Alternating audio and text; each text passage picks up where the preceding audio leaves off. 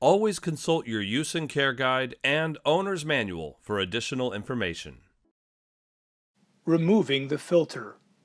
Turn the upper filter assembly a quarter turn counterclockwise and lift out. Remove the lower filter under the locating tabs in the bottom of the dishwasher.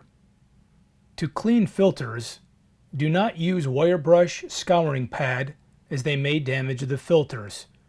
Rinse filter under running water until most soils are removed. If you had hard to remove soils or calcium deposits from hard water, a soft brush may be required. To reinstall the filter, place the lower filter under the locating tabs in the bottom of the dishwasher so the round opening for the upper filter assembly lines up with the round opening in the bottom of the tub. Insert the upper filter assembly into the circular opening in the lower filter. Slowly rotate the filter clockwise until it drops into place. Continue to rotate until the filter is locked into place.